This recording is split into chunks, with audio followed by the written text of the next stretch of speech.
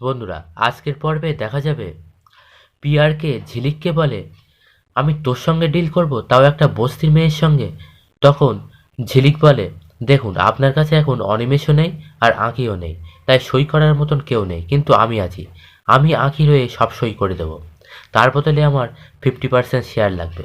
আর আপনি যদি তাতে রাজি না হন, তাহলে আঁকিকে মারার দায় আপনার ওপর চাপিয়ে দেবো, সারা জীবন জেলে কাটাবেন। তখন পিয়ারকে ভাবতে থাকে, ওই 50% শেয়ার তো সে আমি পরে দেখে নেবো, এখন তো বিপদ থেকে রেহাই পাই। তখন পিয়ারকে বলে, ঠিক আছে আমি রাজি। তখন ঝিলিক বলে, ঠিক আছে তাহলে এই বডিটার একটা ব্যবস্থা করুন। এই বলে পিয়ারকে আর ঝিলিক দুজনে মিলে আঁকিকে ধরে বাইরে নিয়ে আসে। এদিকে দেবাও সেই সময় পিয়ারকের গোডাউনে ঢোকে আর সবাইকে দেখিয়ে, আঁকির ফটো দেখিয়ে জিজ্ঞাসা করে যে একে কোথাও দেখেছে কিনা। কেউ বলতে পারে না। দেবা আঁকি আঁকি করে চিৎকার করতে থাকে। অন্যদিকে পিয়ারকে আর ঝিলিক দুজনে মিলে আঁকিকে একটা ফাঁকা জায়গায় নিয়ে আসে, এনে সেখানে পিয়ারকে নিজেই কোদাল দিয়ে মাটি খুঁড়তে থাকে। তবে এই সমস্ত কর্মকাণ্ডের ভিডিও ঝিলিক করতে থাকে ফোনে। আর ঝিলিক মনে মনে বলতে থাকে, আঁকি তোর আমি কিছু হতে দেব না, আমরা দুজনেই বাঁচব, কেউ মরব না। আমরা মরতে নয় মারতে এসেছি। এদিকে পিয়ারকে কোদাল দিয়ে মাটি খুঁড়তে থাকে আর এদিকে ঝিলিক ভিডিও করে। তারপর আঁকিকে নিয়ে যা যা করে সমস্তটা ভিডিও করে ঝিলিক। তখন পিয়ারকে বলে, ভিডিও করছিস কেন? তখন ঝিলিক বলে, কেন, আপনার এই কর্মকাণ্ডের সব ভিডিও আমি রেখে দিচ্ছি। আপনাকে বিজনেস পার্টনার বানিয়েছি, তবে এই ভিডিও তো রাখতেই হবে, পরে যদি আপনি ব্যাগরা দেন এটা দেখিয়েই আপনাকে ফাঁসাবো। তখন পিয়ারকে আর কিছু বলতে পারে না। এরপর ঝিলিক বলে, চলুন বাড়ি ফেরা যাক। তখন পিয়ারকে বলে, কোথায় যাব? ঝিলিক বলল, কেন, এখন ছাতা বাড়িটাই তো আমার বাড়ি, আমি আপনার ছেলের বউ, ছাতা বাড়ির লক্ষ্মী। এরপরে পিয়ারকে আর ঝিলিক দুজনে মিলে বাড়ির উদ্দেশ্যে রওনা দেয়। এদিকে দেবা গোডাউনে না পেয়ে পিয়ারকের অফিসে যায়, সেখানে গিয়ে ভাঙচুর করতে থাকে। সিকিউরিটি গিয়ে চেপে ধরে আর জিজ্ঞাসা করে, আঁকি কোথায়, পিয়ারকে কোথায়? সে কিছু বলতে পারে না। তারপর দেবা ড্রিঙ্ক করে বস্তিতে ফেরে। এদিকে পল্টু আর চারানা চিন্তা করতে থাকে।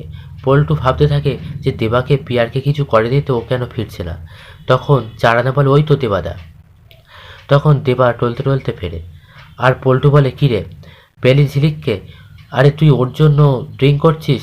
ও জুডো ঝিলিক, ওকে কেউ কিডন্যাপ করতে পারবে না, ও সবাইকে ঘোল খাওয়াবে। আর ও তোকে ভালোবাসে না, ও জুডো ঝিলিক, ও আজও তোকে ঠকাচ্ছে, এইসব বলতে থাকে। তখন ঝিলিকের বাবা সেখানে চলে আসে আর বলে যে, তুই আমার মেয়ের নামে সব কী বলছিস? শুধু কি দেবার একা চিন্তা আছে, আমাদের কি চিন্তা নেই? তখন পল্টু বলে, দেখো গে যাও, ও পিয়ারকের সঙ্গে হাত মিলিয়ে টাকা খেয়েছে, যাও যাও সেই টাকায় আনন্দ করো গিয়ে। তখন দেবা রেগে যায় আর বলে, তুই আমার বউয়ের নামে একটাও আজে বাজে কথা বলবি না, বলে পল্টুকে চড় মারে। এদিকে দেখা যায় দেবা ঘোরের মধ্যে থাকে। তখন তার মাকে ডাকে। দেবার মা বলতে থাকে, কী রে দেবা, তোর স্ত্রীকে কেউ তোর থেকে কেড়ে নিয়েছে, তুই চুপ করে থাকবি? যা তাদের মুখোমুখি হ। তখন দেবা মনে মনে ভাবে, হ্যাঁ আমি পিয়ারকের মুখোমুখি হব। এদিকে দেখা যায় বাড়িতে গৌরব ফিরে আসে। তখন গৌরব ফিরে আসায় সবাই বলতে থাকে গৌরব এবার আঁকেকে ফিরিয়ে আনবে, যেটা শুনে পিসিমণি আর রাইমা অবাক হয়ে যায়। পিসিমণি ভাবতে থাকে, না, যদি আঁকি ফিরে আসে তাহলে তো খুব সমস্যা হয়ে যাবে, আমি আর 1 লাখ টাকা পাবো না। তখন পিসিমণি বলে গৌরবকে, গৌরব তুই আঁকিকে ফিরিয়ে আনবি? না না, এটা তোর উচিত হচ্ছে না, তুই ভালো করে ভেবেচিন্তে ডিসিশান নে। তখন গৌরব বলে, আমার ভালো করে ভাবা হয়ে গেছে, আমি আজই আঁকিকে ফিরিয়ে আনবো। তখন ওদিক থেকে পিয়ারকে বলে, না, কাউকে কোথাও যেতে হবে না, আমি আমার বৌমাকে বাড়িতে ফিরিয়ে এনেছি, ও ছাতা বাড়ির লক্ষ্মী। আমি বলেছিলাম না গৌরব, যে আঁকির ওপর তোর দায়িত্ব হলেও ও আমার দায়, আমি আমার বৌমাকে বাড়িতে ফিরিয়ে এনেছি। এরপরে ঝিলিক পিয়ারকে সাথে সাথে ফেরে। তখন পিয়ারকে বলে, কই আঁকিমা, আয় ভিতরে আয়। তখন যখন ঝিলিক ভিতরে আসে তখন বাড়ির সবাই অবাক হয়ে যায়। আর গৌরব ভাবে, শেষ পর্যন্ত তুমি পিয়ারকের সঙ্গে হাত মেলালে, এটা তোমার জয় নয়, এটা তোমার হার।